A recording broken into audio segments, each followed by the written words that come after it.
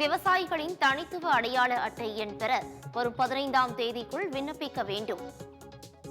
அரசின் நலத்திட்டங்களை பெற விவசாயி அடையாள எண் அவசியம் என வேளாண் துறை அறிவுறுத்தல்.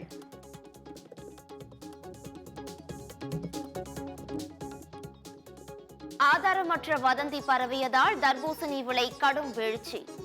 வாழ்வாதாரம் கேள்விக்குறியானதால் விவசாயிகள் கொந்தளிப்பு. இந்த பழம் அவர் டிஷ்யூ பேப்பர்ல வச்சா அறுக்கிற பழம் தட்டையில போட்ட உடனே என்ன கலரை மாறுது? ஏற்கனவே இது யாரும் எந்த பவுடர் விஷமும் கலக்கல. இதுல ஒரு விவசாயி உற்பத்தி பண்ற விவசாயி எந்த ஒரு விஷத்தன்மையும் எதுவும் கலக்க மாட்டாங்க. மக்களுக்கு உணவு கழிவுகிற நாங்க ஏன் அவங்களுக்கு துரோகம் பண்ண போறோம்? யாரும் அது பண்றது கிடையாது. அந்த அதிகாரி மேல நடவடிக்கை எடுக்கணும். தமிழக அரசு விரிவா அந்த அதிகாரி மேல நடவடிக்கை எடுக்கணும். இங்க பாருங்க, தர்பூசணியில் ரசாயனம் கலக்கப்பட்டதாக இதுவரை ஒரு இடத்தில் கூட கண்டுபிடிக்கவில்லை என உணவு பாதுகாப்பு அதிகாரி விளக்கம்.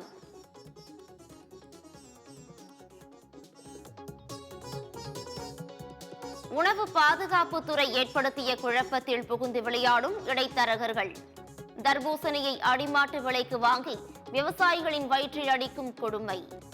தங்களிடம் கிலோ 5 ரூபாய்க்கு வாங்கி மக்களுக்கு 20 ரூபாய்க்கு விற்பதால் விவசாயிகள் கோபம்.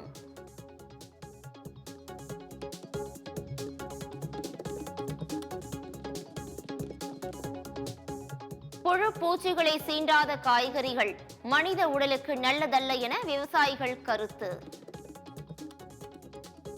சொல்கிறோம், ஆனால் ஜனங்க வாங்குறது ஏதோ நல்லா பளபளப்பாக இருக்கிறது தான் வாங்குறேன்றாங்க. அதே மாதிரி சொத்த காய் வாங்குறவங்க வாங்குறாங்க, வாங்காதவங்க இல்லை, அவங்க விருப்பம். நம்ம அதை கட்டாயப்படுத்த முடியாது. பூச்சி இல்லாத காயில் ஸ்ட்ரென்த்து இல்லை அப்படின்றது உறுதி. மருந்து அடிக்கிறாங்க, இவ்வளோ தான் இருக்கிறது. நஷ்டம் மருந்து செலவு மிச்சம் ஆகுது சொல்கிறோம். சொத்தை காய்கறிகளை வாங்குவதற்கு ஆர்வத்தை தூண்டிவிடும் சிறப்பு செய்தி தொகுப்பு.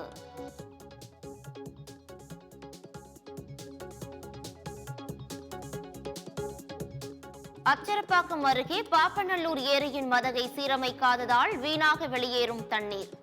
பொதுப்பணித்துறை அதிகாரிகளிடம் பலமுறை மனு அளித்தும் நடவடிக்கை எடுக்கவில்லை என விவசாயிகள் குற்றச்சாட்டு. ஏரி பாசனமாக இல்லை, அந்த மடு ஓட்டையாக இருக்கிறதுனால அந்த மதுவில் வேஸ்ட்டாக தண்ணி போயிடுது. அதை சேமித்து வைக்கிறதுக்கு எங்களுக்கு ஒரு பாதுகாப்பு இல்லை. அதை பெரிய இடத்துல மாவட்ட ஆட்சியாளர் அந்த முடிப்பை ஆய்வு பண்ணி அதை கொஞ்சம் சரி பண்ணி கொடுத்தா கொஞ்சம் நல்லா இருக்கும்.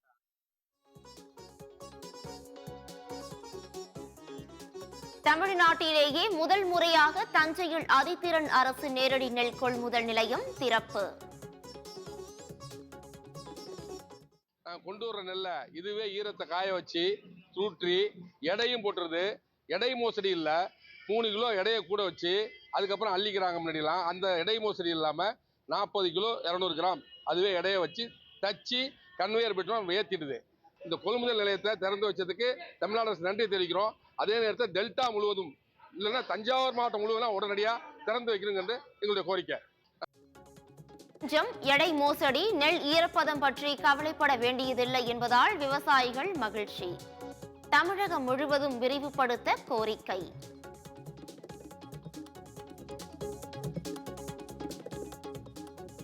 புளியங்குடியில் விளையக்கூடிய எலுமிச்சைக்கு புவிசார் குறியீடு வழங்கியது மத்திய அரசு. நீண்ட நாள் கோரிக்கை நிறைவேறியதால் விவசாயிகள் மகிழ்ச்சி.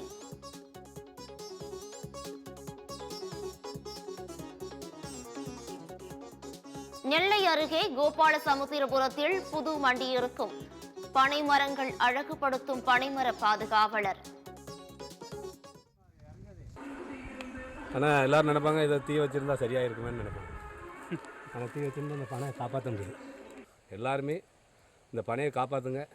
பனை மட்டும்தான் நம்மளுக்கு கற்பக விருட்சகமாக இருக்கக்கூடியது. மேலும் மேலும் எல்லா நாட்களும் நம்மளுக்கு எல்லா உதவியும் செய்யக்கூடியது பனை தான். பனை வளர்ப்போம், நாட்டு வளத்தை காப்போம். பனை மரத்தின் ஓலைகளை கழித்து அழகுபடுத்தி விடலாம். தயவு செய்து தீ வைத்து எரித்து விடாதீர்கள் என வேண்டுகோள்.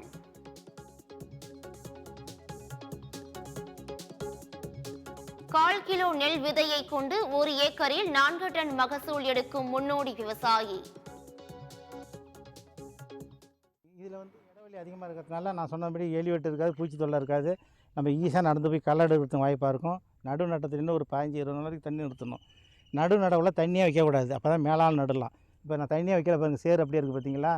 தண்ணி நிறையா வச்சோன்னா முதல்ல கீழே சாயும். தண்ணி இல்லாத லேசாக அப்படி நட்டால் தான் நம்ம மேலால் நட முடியும். அப்போ வந்து முதல்ல கீழே சாயாது. இப்போ நட்டுக்கிட்டு இருக்காங்க பாருங்கள், தண்ணியே இல்லாமல் நடுறாங்க. வைக்கிற முதல்ல அப்படியே இருக்குது, தண்ணி வச்சு நட்டுனா கீழே சாய்ஞ்சிடும். செலவுகளை குறைக்க உதவும் ஆலங்குடி பெருமாளின் ஒற்றை நாற்று சாகுபடி தொழில்நுட்பத்தை அறிய விவசாயிகள் ஆர்வம்.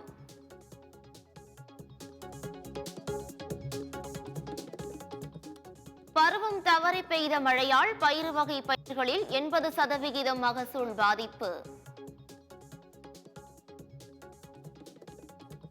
செடிகளை கையில் எடுத்து வந்து நாகை மாவட்ட ஆட்சியரிடம் மனு அளித்த விவசாயிகள்.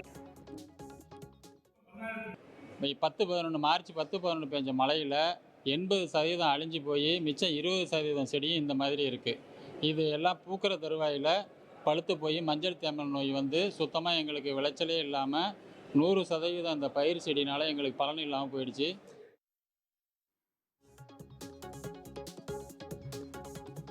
நூறு நாள் வேலை திட்ட பணியாளர்களை வேளாண் பணிகளுக்கு பயன்படுத்த வலியுறுத்தல்.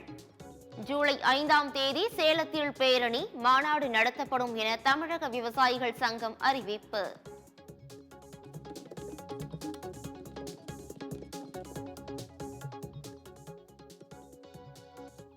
சங்கரன் கோவிலில் விளைநிலங்களில் களப்பயிற்சி மேற்கொண்ட வேளாண் கல்லூரி மாணவிகள். பூச்சி தாக்குதலை கட்டுப்படுத்தி மகசூலை அதிகரிப்பது குறித்து விவசாயிகளுக்கு செயல்முறை விளக்கம். நாங்கள் என்னெல்லாம் படித்தோமோ அதெல்லாம் அவங்களுக்கு நாங்கள் கற்றுக் கொடுக்குறோம். அதுக்கப்புறம் அவங்க கிட்டேண்டும் நாங்கள் நிறைய விஷயத்த கற்றுக்கிட்டு நாங்களும் அதில் பயனடைகிறோம். நாங்கள் வந்து வெயில் மழை எதுவுமே பாராமல் நாங்கள் வந்து உழைக்கிறோம். விவசாயிகள் எவ்வளோ கஷ்டப்படுறாங்க, இந்த வெயிலில் வேர்வை சிந்தி உழைக்கிறாங்க என்பதை நாங்கள் வந்து கற்றுக்கொண்டோம். நம்ம வந்து உணவுக்கு எவ்வளோ முக்கியத்துவம் கொடுக்கணும் அப்படிங்கிறதே நாங்கள் வந்து இந்த வேளாண்மை படிக்கிறது மூலமாக நாங்கள் வந்து நிறைய விஷயத்த கற்றுக்கிட்டோம்.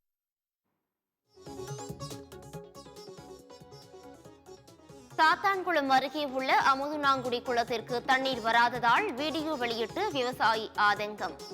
1000 ரூபாய் பாக்குறதுக்கு எவ்வளவு கஷ்டப்படுகிறோம்னு தெரியுமா என பொதுப்பணித்துறை அதிகாரிகளுக்கு கேள்வி. விவசாயி வந்து சேத்துல கால் வச்சாதான் உங்களுக்கு சம்பளம். 1000 ரூபாயை பார்க்கணும்னா அவன் ரொம்ப கஷ்டப்படணும்.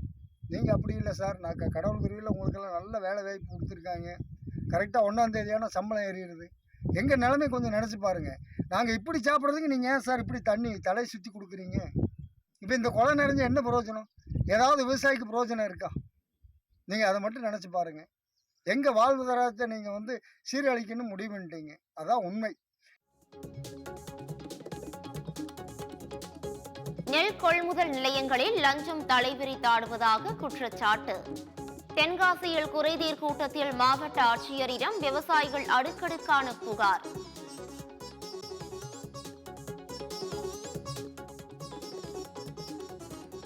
திருவாரூர் மாவட்டம் கோட்டூரில் ஒழுங்குமுறை விற்பனை கூடம் இல்லாததால் விவசாயிகள் பரிதவிப்பு.